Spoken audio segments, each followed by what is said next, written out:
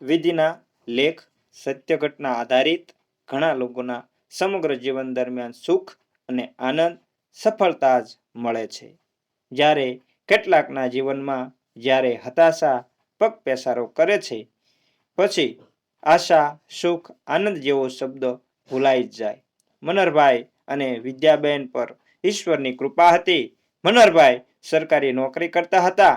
તેમને 2 પુત્રો દિગંત અને નિશાંત અને એક પુત્રી જેનું નામ પૂર્ણિમા હતું. પૂર્ણિમા નામ પ્રમાણે ખૂબ સુંદર, તેજસ્વી, આકર્ષક હતી.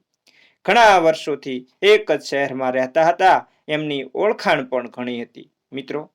પણ ઘણા પોતાના 3 સંતાનોને ગ્રેજ્યુએટ સુધી અભ્યાસ કરાવ્યો ને 2 ભાઈઓ તો નોકરીએ લાગ્યા ને મોટો પુત્ર દિગંત પણ નોકરી કરતો હતો ને તેને સારી સંસ્કારી છોકરી સાથે એના લગ્ન કર્યા.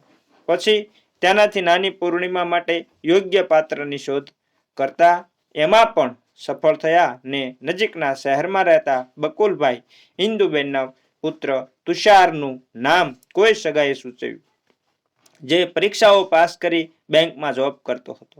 ને મનહરભાઈને બકુલભાઈને ફોન કરી પોતાની પુત્રીની વિગતો આપી ને એ લોકોએ પૂર્ણિમાને જોવા માટે રવિવારનો દિવસ નક્કી કર્યો ને નક્કી કરેલ સમયે રાજકોટથી ગાડી લઈને તુષાર અને એના મમ્મી પપ્પા મનહરભાઈને ત્યાં આવ્યા.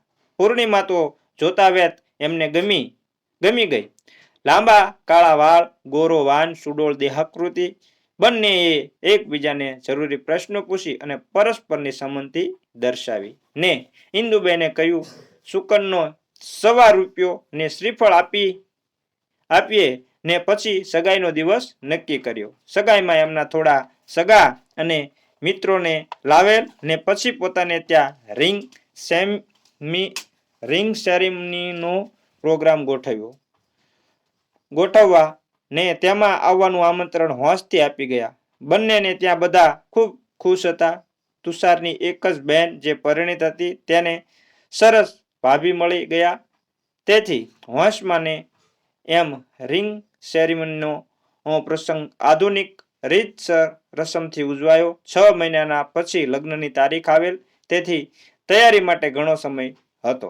થોડા સમય પછી કપડાં, દાગીના ખરીદી, કંકોત્રી, કેટરિંગ, ઉતારાનું બુકિંગ વગેરેની ધમાલ શરૂ થઈ. જો કે હજી 6 મહિના બાકી હતા, પણ લગ્નની સિઝનમાં ઉતારા ન મળે તેથી સમયસર બુકિંગ કરાવ્યું.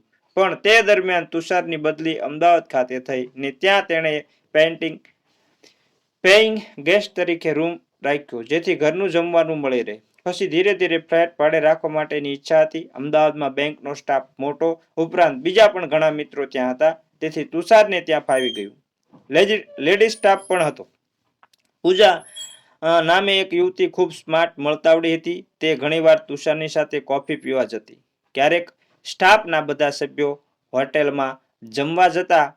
તુષાર બધાની સાથે ભળી ગયો હતો, પણ પૂજાની સાથે તેની દોસ્તી વધુ નિકટની થઈ ગઈ હતી. પૂજાને તુષારની સગાઈ થઈ ગઈ છે તે જાણ નહોતી. તેને તુષારનો સ્વભાવ ખૂબ જ પસંદ હતો. થોડા વખત પછી 3 રૂમનો ફ્લેટ સારા એરિયામાં શોધી તેમાં ગોઠવાઈ જવાનું તુષારે નક્કી કર્યું ને પૂજાને બધી વાત કરી. મારે લગ્ન પછી મકાન શોધવું, તેના કરતાં હું હમણાં જ જરૂરી સામાન લઈ તેમાં ગોઠવું. તેણે મમ્મીને કહ્યું, તમારે લગ્નની તૈયારી કરવાની છે. હું અહીં જરૂરી થોડી રસોડાની વસ્તુઓ લઈ લઉં, જેથી ચા પાણી વગેરે બનાવી શકું. ત્યારે પૂજાએ તેને મદદ કરી. ઘરમાં બધું ગોઠવી આપ્યું ને એક ચાવી પણ તેને આપી. પૂજાએ કહ્યું, જે વુમન્સ હોસ્ટેલમાં રહું છું ત્યાં રિપેરિંગ વગેરે થાય છે, તો હું તારા ફ્લેટમાં સામાન રાખીશ. તુષારે સંમતિ આપી. તુષારે પોતાના લગ્ન પ્રસંગ માટે 1 મહિનાની રજાનો રિપોર્ટ આપ્યો ને પોતાને ત્યાં આવી ગયો. લગ્ન પછી શિમલા, કુલુ, મનાલી જવાનું બુકિંગ પણ કરાવ્યું. તુષારના આવ્યા પછી 15 દિવસ લગ્નને બાકી હતા. તે દરમિયાન તે પૂર્ણિમાને મળવા પણ ગયો હતો ને કંકોત્રી પણ છપાઈને આવી ગઈ. કુળદેવીના અને ગણપતિના મંદિરે આપી. બધા સગાવાલા બહારગામ વાળાને કુરિયરથી મોકલાવવાની શરૂઆત કરી. ત્યારે પૂજા શુક્લના નામની જુદી રાખી કહ્યું, આમાં એડ્રેસ પૂછવાનું છે. બધા સ્ટાફ મેમ્બરના સરનામામાં ફોનમાં હતા. એમ બધી જ તૈયારી પૂર્ણ થઈ.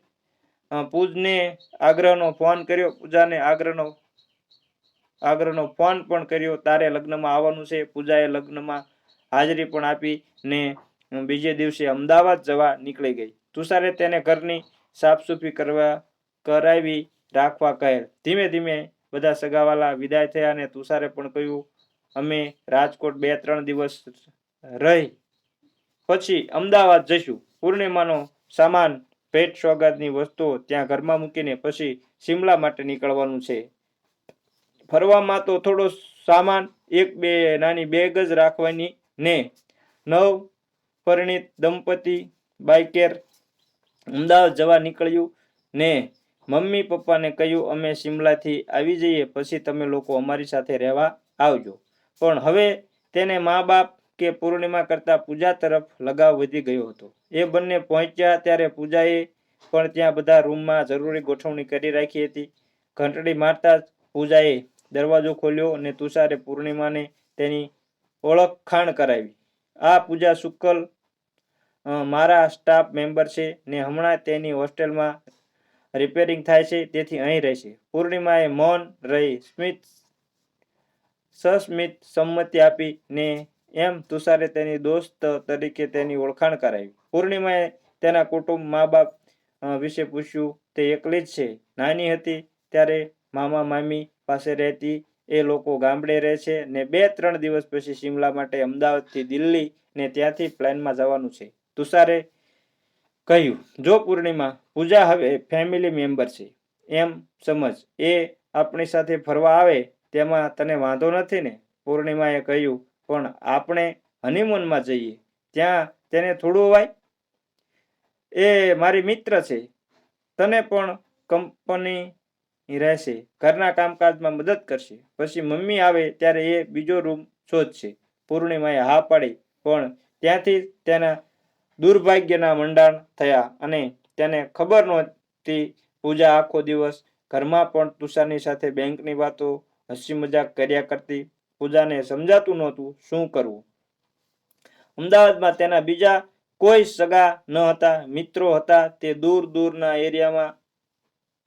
તુષારને પૂજા સાથે એટલી આત્મીયતા થઈ ગઈ હતી કે હવે તેને બીજે ક્યાંય જવા દેવા નહોતો માંગતો. એક દિવસ પૂર્ણિમાએ ડરતા પૂછી જ નાખ્યું, પૂજાબેન તો કહે છે મને બીજા રૂમમાં એકલા ડર લાગે છે, તેથી તેમણે આપણા જ રૂમમાં પથારી કરી. ત્યારે તુષારે કહ્યું, બિચારી પૂજા, નાનપણથી તેને મા બાપનો પ્રેમ નથી મળ્યો. મામા મામીએ ભણાવી, હવે તેને જ્યાં ત્યાં પરણાવી દેવા માંગે છે. તેના રૂમ પર આવી ધાક ધમકી કરે છે. તેના કરતા એ અહીં રહે તેમાં જ સલામતી છે. હવે પૂર્ણિમાના મનનો ભરોસો અગ્નિ પ્રગટ થયો. આ બધી વાત તમે મને ફોનમાં કેમ ન કરી? એ જો અહીં રહેવા માંગતી હોય તો મારી અહીં રહેવાની ઈચ્છા નથી. અરે ગાંડી, મને બેંકે જવાનું મોડું થાય છે કરી નીકળી ગયો અને શિમલા જવા હું નથી ઈચ્છતી એમ કહી દિગંતને ફોન કર્યો. ભાઈ, તું ગાડી લઈને મને તેડવા આવી જા, પછી બધી વાત કરીશ ને. એક રૂમમાં બેસી રૂમ અંદરથી બંધ કરી દીધો. સાંજે પૂજા અને તુષાર આવ્યા ત્યારે દિગંતની કાર નીચે પડેલી જોઈ પૂર્ણિમા પોતાનો સામાન, બેગ અને થેલા ભરી રહી હતી. એક આશા અરમાન ભરી નવોઢાના સપનાના ચૂરેચૂરા થઈ ગયા હતા. તેની સાથે ભયંકર વિશ્વાસઘાત થયો હતો. પૂર્ણિમાના જીવનમાં અમાસનું અંધારું ફેલાઈ ગયું હતું. સમજદાર દિગંત પરિસ્થિતિ પામી ગયો. બીજાજી જ નીકળ્યા. અલગ જ સ્વરૂપ હતું. તુષારે પૂછ્યું, શું છે દિગંત? ઓફિસ કામે? નહીં, મારી બેનને લેવા આવ્યો છું. એ તમારી સાથે રહેવા નથી માંગતી. કઈ? પૂર્ણી, ચાલ, તારા મા બાપ ભાઈઓ જીવે છે. જેનું કોઈ નથી એને સારો આશ્રય અહીં મળશે. કઈ ગાડીમાં સામાન મૂકી પૂર્ણિમાને ગાડીમાં બેસાડી ગાડી સ્ટાર્ટ કરી. તુષાર કંઈ પૂછે કહે તે પહેલા નીકળી ગયો. પૂર્ણિમાના માતા પિતાએ ખૂબ જ આઘાત લાગ્યો. દીકરીને પરણાવીને વિદાય કરી અને 2 દિવસ રહીને પાછી પિયર આવી ગઈ. દિગંત રાત્રિ સુધી ઘેર આવી ગયો. બહેનને લઈ પોતાનો બધો સામાન લઈ પાછી આવી. સાસરેથી આપેલ દાગીના, કપડાં, ત્યાંની ગિફ્ટ બધું જ ત્યાં મૂકી રાત્રે તો કશું બોલ્યા વિના જમવું નથી કહી પોતાના રૂમમાં સૂઈ ગઈ. પણ આજે નીંદર રિસાઈ ગઈ. તુષારની છેતરપિંડીનો એ ભોગ બની હતી. અમદાવાદનું ઘરને મિષ્ટાનમાં આવતી કાંકરી જેવી પૂજાની હાજરી, પોતાના પતિ સાથે હસી મજાક, આ બધું શું હતું? ને તુષારના શબ્દોએ અહીં રહેશે નહીં, નહીં, એ તો ન સાંખી શકાય. પોતાની સાથે લગ્ન કર્યા હતા પછી પૂજાની દોસ્તીને આટલું બધું મહત્વ શા માટે? સવારે ઉઠી ત્યારે એની આંખો ઉજાગરાને કારણે લાલ હતી. ઘરના બધા શાંત. એની મમ્મીએ કહ્યું, બેટા તું તારા સાસુ સસરા સાથે વાત કરું લઈ રસ્તો નીકળશે, કાંઈક રસ્તો નીકળશે. મમ્મી કોણ? સાસુ સસરા? એક જેને પોતાની દોસ્તનું પત્ની કરતા વધુ મહત્વ હોય તેને ત્યાં હવે મારે પગ મૂકવો નથી. ને બીજે દિવસે છાપામાં આવેલ એક જાહેરાતને આધારે વોક ઇન ઇન્ટરવ્યૂ માટે ગઈ અને નસીબ જોજે સિલેક્ટ થઈ. તેણે કોમ્પ્યુટરનો કોર્સ કરેલ. તેને એક જાણીતી કંપનીમાં નોકરી મળી ને તુષારની સાથેના સગાઈ લગ્નને પોતાની ને વિધાતાની ભૂલ અને દુઃસ્વપ્ન માની આત્મનિર્ભરતાથી પગભર બની આનંદથી જીવન જીવવા લાગી. તેણે પુરુષ જાતમાં વિશ્વાસ ઉઠી ગયો હતો. હા, તેના ભાઈ માટે તેને અખૂટ ભરોસો હતો. તેના સ્ટાફમાં પણ બધા ભાઈઓ તેની સાથે સન્માનપૂર્વક વાત કરતા. ઝૂંપડપટ્ટીના નાના બાળકોને તે ફુરસદના સમયે ભણાવતી, વાર્તાઓ અને ગીતો સંભળાવતી. થોડા સમય પછી પોતાનું સ્વતંત્ર મકાન લઈ એમાં રહેવા લાગી ને એક અનાથ છોકરાને દત્તક લઈ તેને ઉછર્યો. એ નાના છોકરાને ખૂબ ભણાવ્યો. આજે પણ એ દીપક સપરિવાર તેની પાલક માતા સાથે રહે છે. આવા જ નવું જાણવા માટે કંઈક નવું કરવાની પ્રેરણા મળે. સામાજિક ઘટનાઓ, પૌરાણિક ઘટનાઓ, ગામડાની વાતો, સમાજમાં બનતી ઘટનાઓ, મનોરંજન સ્ટોરી, આધ્યાત્મિક કથાઓ, ધાર્મિક પ્રસંગો સાંભળવા માટે અમારી યુટ્યુબ ચેનલને સબસ્ક્રાઈબ કરો અને વિડીયોને લાઈક શેર કરવાનું ભૂલતા નહીં મિત્રો. તો જય માતાજી અને અમને સપોર્ટ કરતા રહેજો.